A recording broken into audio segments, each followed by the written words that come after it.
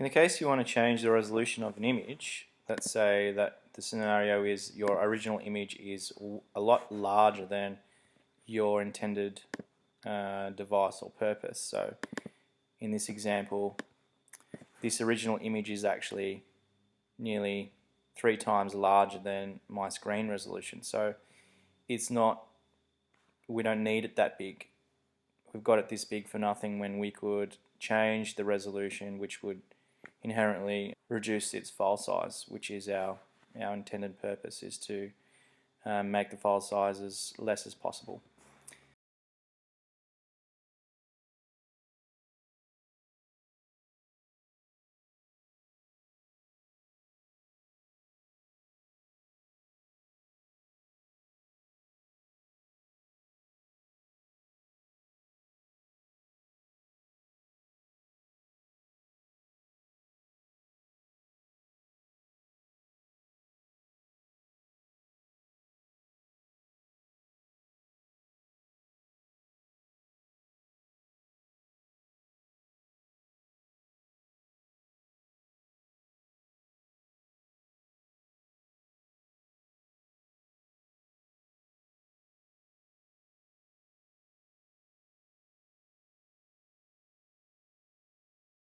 Especially this constrained proportions, if we go to edit the width, let's say we want it down to my screen width, which is 1280, it won't adjust the height. So if I click OK, it's going to stretch it.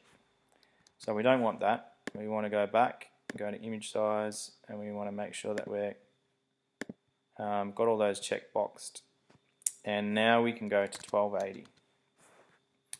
It will automatically figure out the proportion for the height. So I click OK, and I go to actual pixels, and that will be the size of my screen. So if we save this now, we would go to save for web. If it's not already selected, select JPEG and choose a preset for the quality. So we might go to maximum for the time being, just to retain and see what the difference is in file size is. And I can already see down here it is 606K. So that's nearly just over half of a megabyte.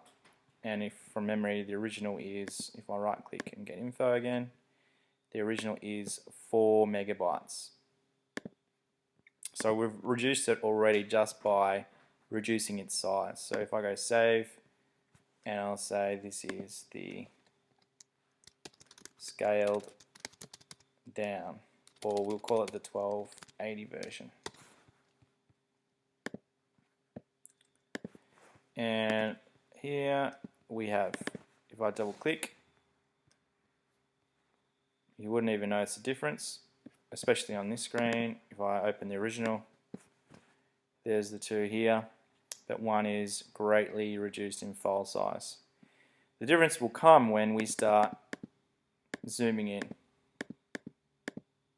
to the fine detail of the image.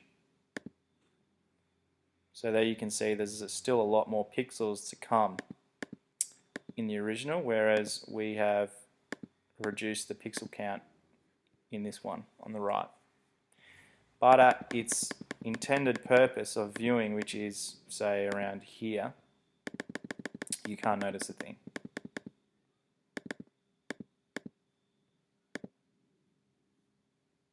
Going around the other way, if we had a smaller resolution, so let's say we looked at this low resolution image here of these same images that we're working with, and we wanted to scale it up, so if we wanted it to be a lot larger, it's not going to work. So that's one of the things you need to know about changing resolutions of images, is that if we close this and we try and load in our low resolution, we can't get back to that high resolution. So if we go to image and go to image size, we can see that the image resolution is 320 pixels by 193 high. If we change that to 4000, back to 4000, the image size is going to change, but it won't retain its details because a lot of the details in the pixels have been taken away. So it's going to make up those pixels. So let's say we bring this one in. Those pixels at, where do we zoom in about? We'll zoom in on this thumb like. So at the pixel level of zoom, it doesn't have these details, these pixels to copy. It's just trying to make up and stretch those pixels out. So we can change resolution going down, but we can't change resolution going up. From a low resolution image, we can't go up to a high resolution image. We need the original.